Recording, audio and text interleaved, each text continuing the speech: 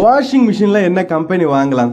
என்னதான் மிஷினில் துணி போட்டாலும் கையில் துவைக்கிற மாதிரி வராதுங்கன்னு சொல்கிறவங்க இந்த மிஷினை வாங்குங்க. IFB Elena ZXS.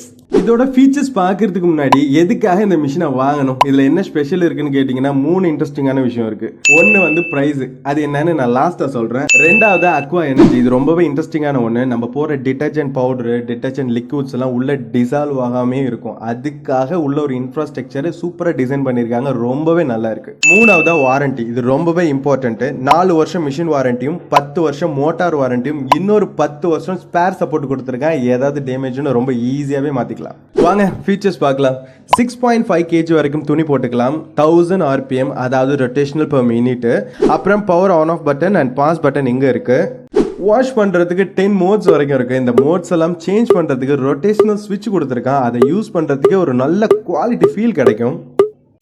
ஓகேங்க, இதில் உள்ள 10 மோட்ஸை உங்கள் தேவைக்கு ஏற்ப, அதாவது எந்த மாதிரியெல்லாம் நீங்கள் துணி போடுறீங்களோ அதுக்கேற்ற மாதிரி நீங்கள் யூஸ் பண்ணிக்கோங்க. இதில் வந்து பெஸ்ட்டாக 2 மோட்ஸ் நான் சொல்கிறேன். அந்த 2 ஆப்ஷன் தான் இது. இந்த ஆன் டாப்பில் இருக்க இந்த 2 மோட்ஸ் தான், express wash and the mixed soiled. இது ரெண்டில் என்ன ஸ்பெஷல்னு கேட்டிங்கன்னா, இந்த எக்ஸ்பிரஸ் வாஷ் வந்து ஒரு 15 மினிட்ஸ் வரைக்கும் ஓடும். ரொம்பவே நல்லாவே துவைச்சி கொடுக்கும், ரொம்ப ஷார்ட்டாக துவைச்சி கொடுக்கும்.